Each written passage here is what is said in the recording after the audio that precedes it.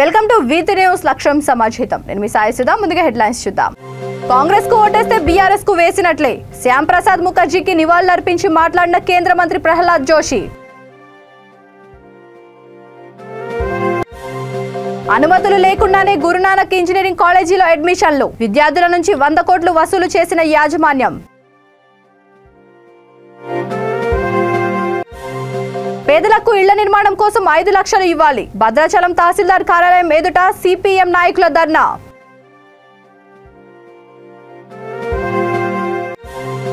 మహిళలను వేధించడానికి వెళ్లిన వ్యక్తిని రాడ్తో కొట్టి చంపిన మహిళ. రాజేంద్ర నగర్ లోని బద్వేల్ గ్రామం రజ్కవాడ బస్తీలో ఘటన.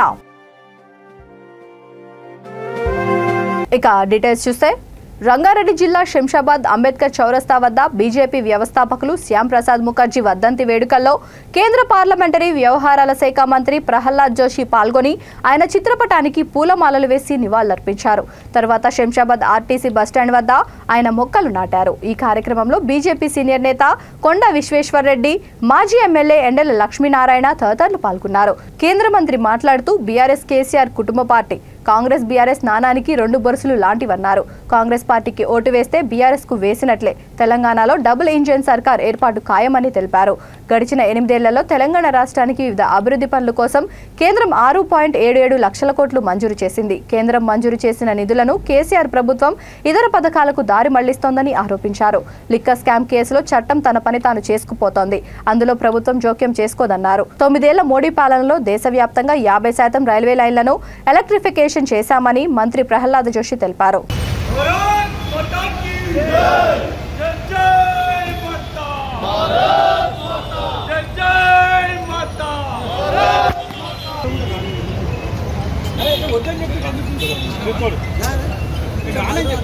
నరేంద్ర మోడీ గారి నాయకత్వం, నరేంద్ర మోడీ గారి నాయకత్వం. సాధిద్దాం శ్యామ్ ప్రసాద్ ముఖర్జీ ఆశయాలను, శ్యామ్ ప్రసాద్ ముఖర్జీ ఆశయాలను, శ్యామ్ ప్రసాద్ ముఖర్జీ ఆశయాలను. శ్యామ్ ప్రసాద్ ముఖర్జీ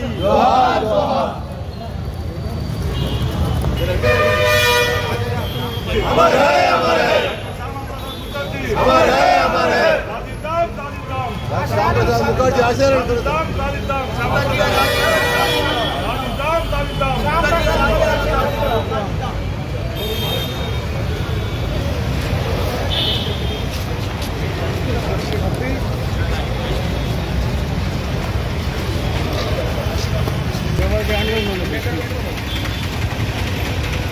इनका राजा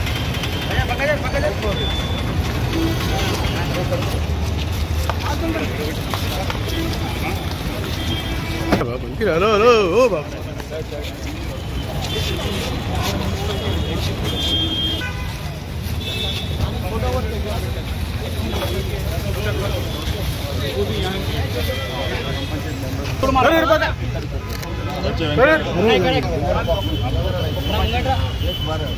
भारत माता की जय, भारत माता की जय. नरेंद्र मोदी गारी नायकत्వం, नरेंद्र मोदी गारी नायकत्వం.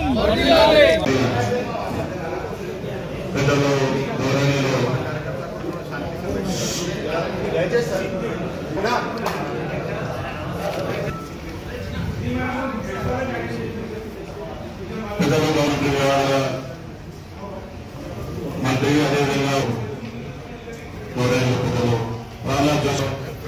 రావడం జరిగింది. నిన్న చెరువులో వికారాబాద్ మరి తెలియజేస్తూ మీ అందరికీ కూడా మరోసారి నమస్కరిస్తూ మంత్రి గారు ప్రహ్లాద్ జోషి గారిని మాట్లాడారు. तेलंगाना को मोदी जी के सरकार आने के बाद हमने दिया है 1.56 lakh crore in devolution of taxation and funds, and around 9,000 crores GST compensation, and remaining in the various infrastructure of railway, road, प्रधानमंत्री ग्राम सड़क योजना, ऐसे बहुत कुछ जो है वो हमने इधर इन्वेस्टमेंट किया है. टोटल 6.77 लाख करोड़. बीजेपी का झंडा कमल इधर खिलेगा और भारतीय जनता पार्टी सरकार बनेगा. farmers have been benefited. Ayushman Bharat, thousands of people have been benefited in Telangana also. In railway, unprecedented record investment for the development of railway हमने इधर किया है. ऐसे बहुत काम हुआ है, तो इसीलिए मैं अपील करने आया हूँ, आप अभी से आपका मानसिक रूप से तैयार हो जाइए. तो तेलंगाना को डबल इंजन सरकार चाहिए, ऊपर मोदी जी की सरकार, नीचे बीजेपी का सरकार, ये ज़रूरत है. क्योंकि दिस बीआरएस पार्टी का सरकार, केसीआर का सरकार, ये अपने फैमिली के लिए है, भाई भतीजा भांजा सिर्फ उन्हीं लोगों के लिए है, daughter in law, son in law, यही के लिए है. और पूरा प्रदेश, पूरा जगत वो फैमिली ही मानता है. मोदी भारत को अपना घर मानता है और सभी भारतीयों को अपना परिवार के सदस्य मानते हैं. तो इसीलिए हमको आगे बढ़ाने, तेलंगाना को और तेज़ी से आगे बढ़ाने के लिए तेलंगाना में भी भारतीय जनता पार्टी का सरकार ज़रूर है, अवश्य है. तो इसी के साथ आने वाले लोकसभा चुनाव में भी तेलंगाना से भरपूर सपोर्ट मोदी जी को हम निवेदन करने लिए आए हैं. इसलिए मैं अपील करता हूं, कांग्रेस पार्टी को सपोर्ट करने से कोई फ़ायदा नहीं है. कांग्रेस और टीआरएस वो एक ही कॉइन का दो फेस है, दो मुख है. इसलिए जैसे आप जानते हो 2014 और 2018 में जो कुछ भी चुन के आए थे कांग्रेस से, सब लोग टीआरएस में चले गए. तो टीआरएस और कांग्रेस मिलके एक चाल खेलते हैं. तो क्योंकि एंटी इनकम्बेंसी वोट बीजेपी को ना आना चाहिए, ऐसे एक चाल खेलते हैं. तो इस बार लोग समझ गया है दोनों एक ही है वो. तो इसीलिए लोग भारतीय जनता पार्टी के सपोर्ट करने के लिए तैयार है. और मैं भी अपील करता हूं आपके द्वारा कि भारतीय जनता पार्टी को आगे आने वाले दिन में आप आशीर्वाद दे दीजिए. इसी के साथ मेरा वाणी को राम देता. मोदी जी के सरकार 9 साल पूरा होने के इस संदर्भ में सारे देश में हमारे पार्टी के पदाधिकारी, प्रमुख पदाधिकारी, मंत्री और सीनियर एमपीज सारे देश में भ्रमण कर रहे हैं. जो मोदी जी के आने के बाद जो कुछ भी देश में बदलाव हुआ है, आर्थिक दृष्टि से जो प्रगति हुआ है, भारत अर्थव्यवस्था में दुनिया के 5वें स्थान पर है. इससे पहले भारत एक दुर्बल इकोनॉमी, दुनिया के 5 दुर्बल इकोनॉमी में माना जाता था. अभी हमने 5 large economy, 5th large economy, biggest fastest growing economy करके हम उभर के आए हैं. उसका परिणाम भी मोदी जी ने जो इकोनॉमिक एक्टिविटी से जो कुछ भी आर्थिक प्रगति हो रहा है उसमें गरीब को प्रायोरिटी में रखा है. इसके कारण हम प्रधानमंत्री आवास योजना से आयुष्मान भारत, किसान सम्मान निधि और फिजिकल इंफ्रास्ट्रक्चर, रेल हो, रोड हो, सिविल एविएशन हो, पोर्ट हो, इसके बारे में बहुत बड़ी मात्रा में हमने काम की है. 6.77 लाख करोड़ हमने तेलंगाना में अभी तक 8 वर्ष में खर्चा की है. और जो कुछ भी इलेक्ट्रिफिकेशन हुआ है वो electrification 50%, more than 50% of the rail electrification हमारे कालखंड में हुआ है. अगर 100 किलोमीटर 58-60 ईयर्स में हुआ है तो इस 9 बरस में हम वही 100 किलोमीटर हमने की है. Means more there total 65 years, 66 years after independent India, and now 9 years of Modi government is almost equal, or Modi government is more than equal. We have created the infrastructure and we have given the schemes. Guru Nanak engineering కళాశాల యాజమాన్యం 4000 మంది విద్యార్థుల జీవితాలతో చెలగాటమాడుతోంది. కాలేజీకి ఎలాంటి అనుమతులు రాకుండానే university పేరుతో అడ్మిషన్లు తీసుకొని వారందరి దగ్గర 100 కోట్ల రూపాయలు వసూలు చేసింది. ఇప్పుడు అనుమతి లేదంటూ గురునానక్ కాలేజ్ యాజమాన్యం చేతులెత్తేసింది. విద్యార్థులకు జరుగుతున్న అన్యాయంపై టీపీసీసీ ఉపాధ్యక్షులు మల్రెడ్డి రంగారెడ్డి యాజమాన్యాన్ని ప్రశ్నించారు. వసూళ్లు నిగ్గు తేల్చేందుకు ఆయన గురునానక్ కాలేజ్ దగ్గరకు వెళ్లి వారి దోపిడీని దునుమాడారు. నేను అందులో నాకు కూడా తెలుసు, మీరంటే నాకు గౌరవం ఉంది, మీరంటే మా కుటుంబ సభ్యులు, పోలీసులు ఎవరు మంది కాదు. కానీ దొంగలు చెప్పిన మాట వినకండి, పేద పిల్లలకు జరిగిన అన్యాయం గురించి మాట్లాడండి మీరందరూ. అది నాకు కావాల్సింది. అది పేద పిల్లలను రక్షించుకోవాల్సిన బాధ్యత మన మీద ఉంది. కానీ దొంగల కోసం మనం కావలి కాస్తే ఎట్లా?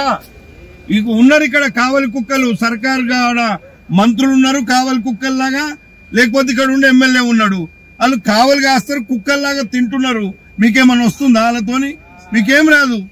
అలాగే ఇంటి స్థలం ఉన్నవారికి ప్రభుత్వం ప్రకటించిన 3 లక్షలు కాకుండా 5 లక్షలు సాయం చేయాలని నినాదాలు చేశారు. పూర్తయిన డబుల్ బెడ్రూమ్ ఇండ్లు పేదలకు మంజూరు చేయడంలో అధికారులు ఆలస్యం చేస్తున్నారని మండిపడ్డారు. సిపిఎం నాయకులు ఇన్ఛార్జ్ తహసీల్దార్ రామకృష్ణకు వినతి పత్రాన్ని అందజేశారు.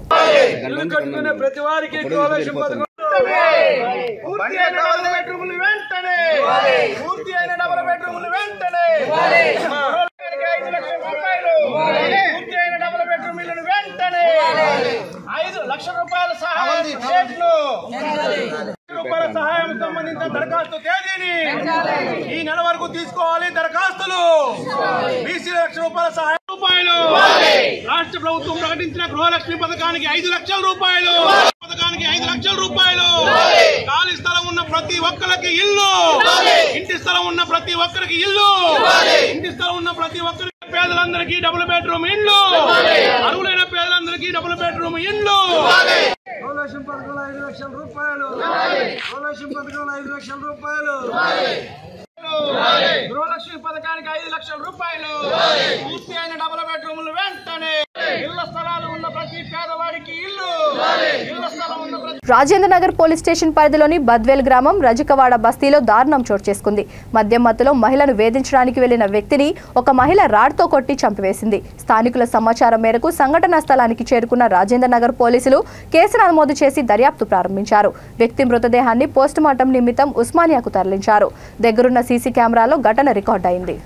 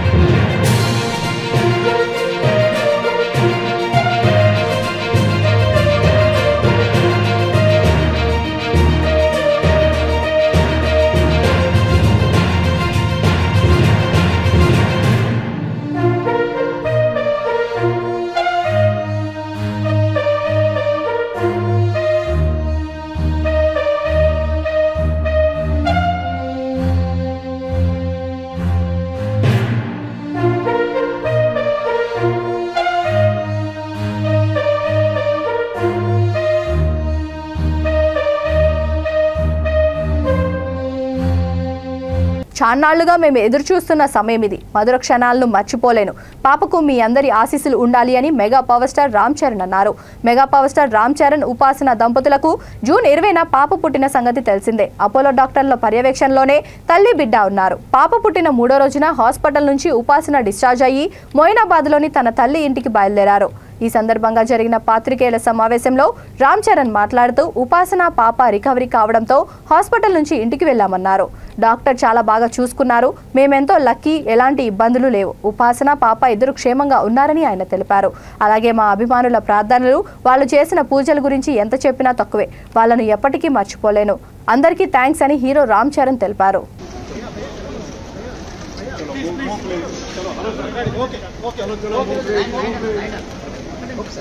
सर वन सेकंड सर भैया sir please sir Charan sir face to face background लोग सर फेस टू भैया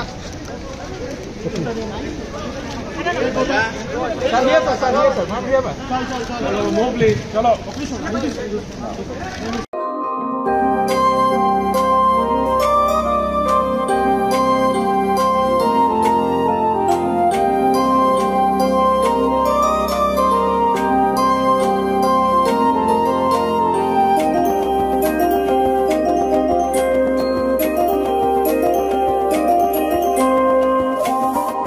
వెంకటగిరి నియోజకవర్గంలో నారా లోకేష్ యువగలం పాదయాత్రపై వైఎస్ఆర్సీపీ నేత నేదురుమల్లి రామ్ కుమార్ రెడ్డి సెటైర్స్ పేల్చారు. నారా లోకేష్ ది యువగలం పాదయాత్ర కాదు, సాయంత్రం పూట చేసే ఈవినింగ్ వాకింగ్ మాత్రమేనంటూ వ్యాఖ్యలు చేశారు. వెంకటగిరిని దోచుకున్న ఇద్దరు నేతలను పక్కన పెట్టుకుని గత అక్రమాలపై నారా లోకేష్ నిజాలు మాట్లాడడం హర్షణీయమన్నారు. 2019 శాసనసభ్యులుగా రామనారాయణ రెడ్డి వెంకటగిరిని అక్రమాలతో అధోగతి పాలు చేశారని రామ్ కుమార్ రెడ్డి ఆరోపించారు. అందరికీ నమస్కారం, స్వాగతం. చాలా రోజుల తర్వాత నెల్లూరులో కలుస్తున్నాం. కొంచెం లేట్ అయింది. ఈరోజు మన ముఖ్యమంత్రి గారు మరొక కొత్త కార్యక్రమం, సంక్షేమ పథకం, ఎప్పుడు ప్రజల గురించి ఆలోచిస్తూ వాడి సమస్యలు తీర్చడానికి జగనన్న సురక్ష అని అది లాంచ్ చేయటం జరిగింది. నెల రోజుల్లో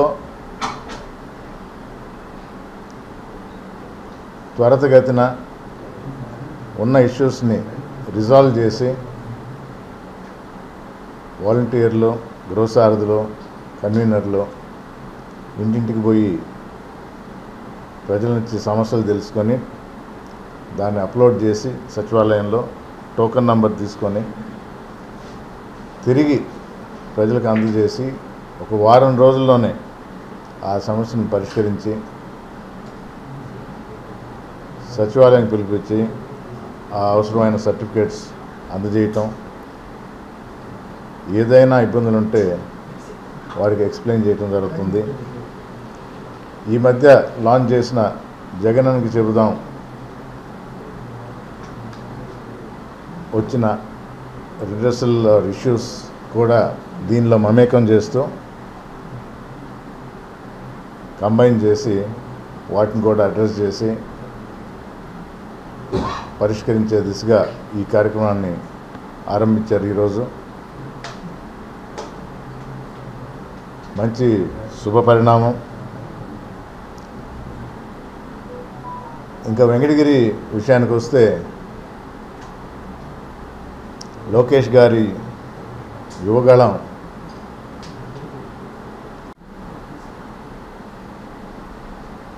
వక్ఫ్ కమిటీలో ఉన్న వాళ్ళు చేరారని వచ్చింది. అంతకుమించి ఇంకెవరు లేరే.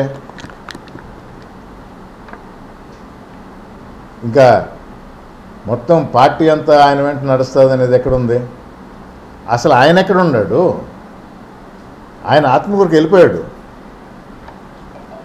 మీరు నోటీస్ చేశారో లేదో, నిన్న వెంకటగిరిలో ఉన్న పైన కూర్చొని ఉన్న మాట్లాడడానికి కూడా అవకాశం ఇవ్వాల. అక్కడే మీకు అర్థమైంది కదా, ఇంకా వెంకటగిరిలో ఉండేది లేదు. ఆయన ఆత్మకూరుకి వెళ్ళిపోయాడు. ప్రజల్ని మభ్యపెట్టడానికి ఇప్పటికీ మాటలు చెప్తూ ఉంటాడు. అక్కడ ఫెయిల్యూర్ అయింది ఆత్మకూరులో, వెంకటగిరిలో అయితే మరీ ఘోరంగా ఫెయిల్ అయింది. ఇది ఎవరు దాచిపెట్టలేని నిజాలు వీడియోల ద్వారా, టీవీల ద్వారా, ప్రెస్ ద్వారా చాలా క్లియర్గా, స్పష్టంగా అందరూ చూశారు. ఓకే అయ్యా, ఎవరో రాసిచ్చారు, దాన్ని చదువుతూ ఉంటారు.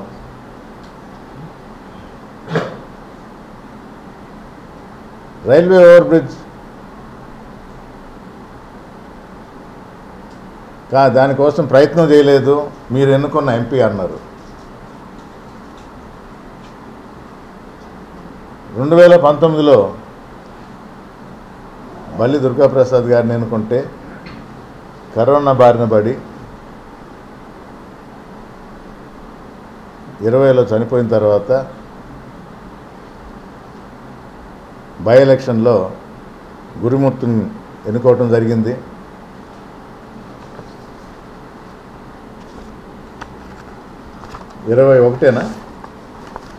ఆయన ఎన్నికలు జరిగింది. మిమ్మల్ని ఎందుకు అడుగుతున్నానంటే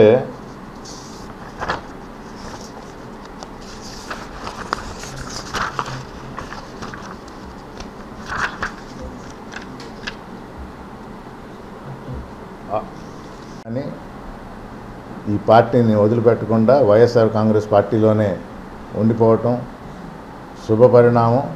ఇప్పటికైనా ఆయనకి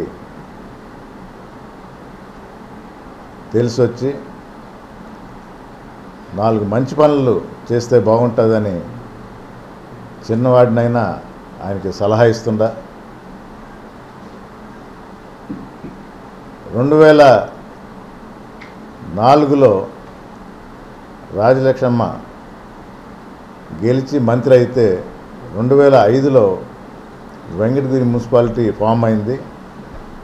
2006లో 40-50 సంవత్సరాలకు ముందు సరిపడే విధంగా నీళ్ళకి, ఎస్పెషలీ వేసవిలో ఇబ్బంది కలగకుండా తాగునీటికి ఆ రోజే సమ్మర్ స్టోరేజ్ ట్యాంక్ కట్టడం జరిగింది. అది అభివృద్ధి అంటే.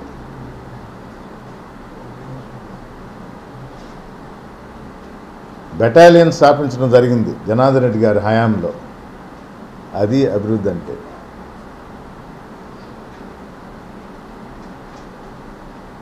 ఆ ఏరియాలో నిమ్మ తోటలు ఎక్కువ, దానికి సంబంధించిన రీసెర్చ్ సెంటర్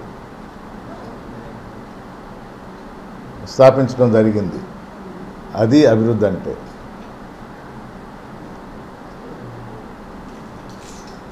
గురుకుల పాఠశాలలు, కేంద్రీయ విద్యాలయాలు, ఇన్ని పనులు చేసి కళ్ళకు కనబడుతూ ఉన్నప్పుడు అభివృద్ధి కనబడని కబోదివా నువ్వు. చూడండి, వెంకటగిరి చుట్టూ చూడండి, మీకు తెలిసి వస్తుంది. తలసాని శ్రీనివాస్ యాదవ్ ఉమ్మివేయడం సోషల్ మీడియాలో వీడియో వైరల్ అయింది. దీంతో భక్తులు ఆగ్రహించి పలు వ్యాఖ్యలు చేశారు. గుట్కాలు తినేవాడు ఒక మంత్ర అని ఆగ్రహం వ్యక్తం చేశారు. హైదరాబాద్ బల్కంపేట్ ఎల్లమ్మ తల్లి ఆలయ ప్రాంగణంలో సాక్షాత్తు అమ్మవారి సన్నిధిలో ఉమ్మివేసిన మంత్రిపై భక్తులు ఇలా మండిపడ్డారు.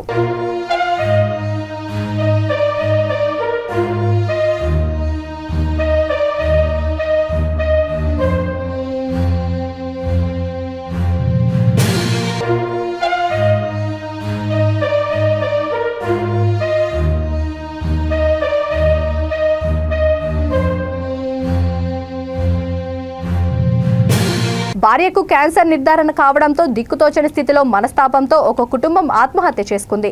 కుమార్తెతో సహా దంపతులు చెట్టుకు ఉరివేసుకున్నారు. ఈ విషాద ఘటన ఖమ్మం జిల్లా పెనుబల్లి మండలం కొత్త కారాయిగూడెంలో వెలుగు చూసింది. కొత్త కారాయిగూడానికి చెందిన పోట్రు కృష్ణయ్య, సుహాసినిలకు 19 ఏళ్ల కుమార్తె సుహాసిని ఉంది. సుహాసినికి నెలన్నర క్రితం ఎన్టీఆర్ జిల్లా తిరువూరులో గర్భసంచికి శస్త్రచికిత్స చేశారు.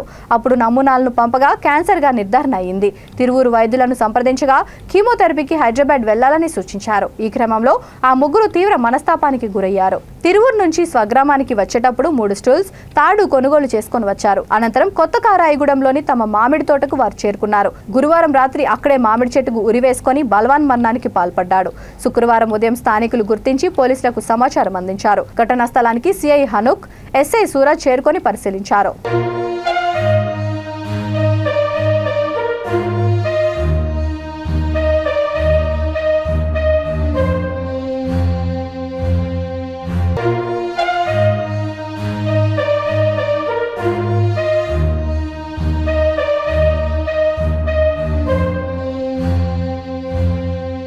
జగిత్యాల జిల్లా కోరుట్ల నియోజకవర్గం కట్లకుంట గ్రామానికి చెందిన బిరుతు రాజలక్ష్మి అత్యవసరంగా బి పాజిటివ్ రక్తం అవసరం ఉన్నందున Metpally friends welfare charitable trust Uday Kumar ను సంప్రదించారు. దీంతో వారు ఆంజనేయులు అనే వ్యక్తి ద్వారా బి పాజిటివ్ బ్లడ్ అరేంజ్ చేశారు. అత్యవసరంగా రక్తదానం చేసిన ఆంజనేయుల్ని రత్న బ్లడ్ బ్యాంక్ వారు యువజన సంఘ సభ్యులు అభినందించారు.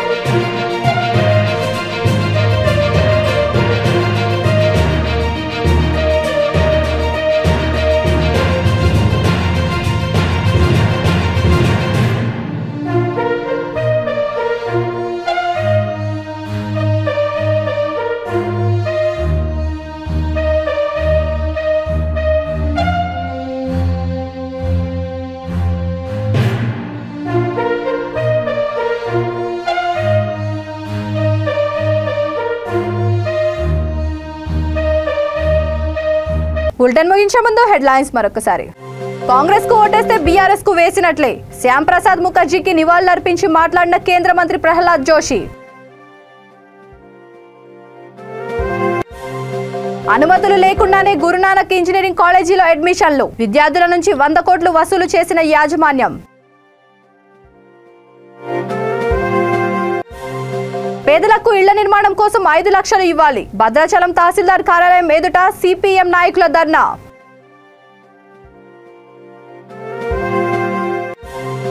మహిళలను వేధించడానికి వెళ్లిన వ్యక్తిని రాడ్తో కొట్టి చంపిన మహిళ, రాజేంద్ర నగర్లోని బద్వేల్ గ్రామం రజ్కవాడ బస్తీలో ఘటన. ఈ బులెటిన్ ఇంతటితో సమాప్తం. మరొక బులెటిన్తో మళ్ళీ కలుద్దాం. అంతవరకు చూస్తూనే ఉండండి V3 న్యూస్, లక్ష్యం సమాజ్ హితం.